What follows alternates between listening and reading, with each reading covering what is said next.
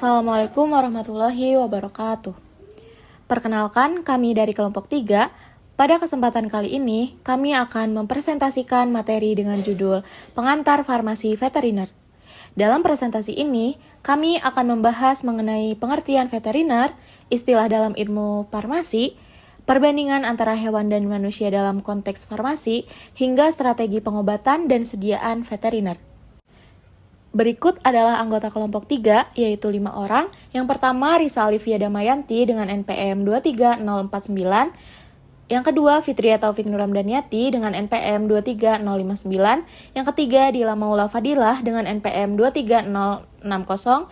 Yang keempat, Ayu Rahmawati dengan NPM 23080. Dan yang terakhir, Gina Nailah Nur Ajijah dengan NPM 23083. Veteriner berasal dari kata veterinary yang berarti segala sesuatu yang berhubungan dengan kesehatan hewan.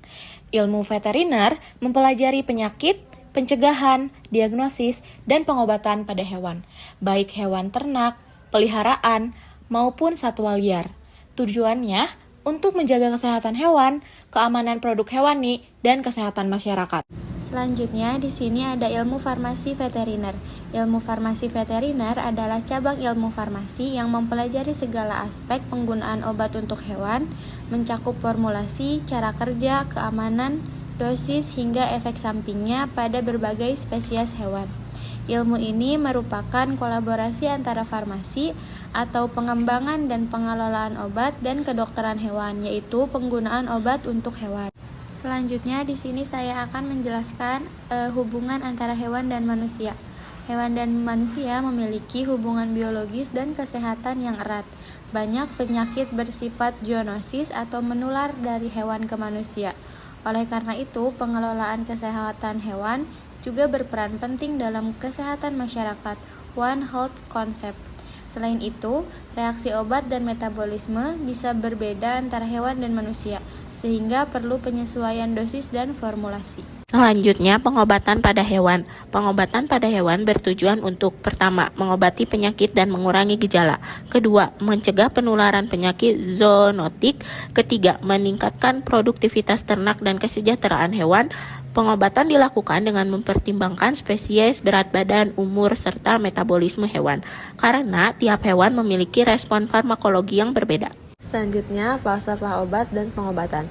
Falsafah pengobatan veteriner menekankan bahwa obat harus digunakan secara rasional, efektif, aman, dan sesuai dengan spesies hewan.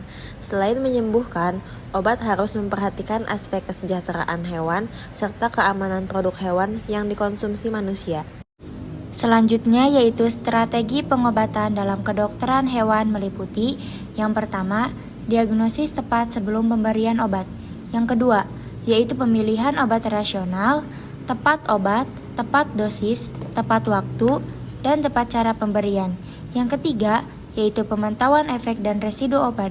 Yang keempat, pencegahan resistensi antimikroba dengan penggunaan obat secara bijak. Dan yang terakhir adalah sediaan veteriner dalam kefarmasetikaan. Sediaan veteriner adalah bentuk sediaan obat yang diformulasikan khusus untuk hewan, seperti tablet, kapsul, injeksi, salep, semprot, atau pakan medikasi. Formulasi disesuaikan dengan spesies dan perilaku hewan, misalnya rasa daging atau ikan agar mudah diberikan. Dalam kefarmasetikaan, pembuatan sediaan veteriner memperhatikan stabilitas, keamanan, dan efektivitas obat pada hewan. Sekian presentasi dari kelompok kami mengenai pengantar farmasi veteriner.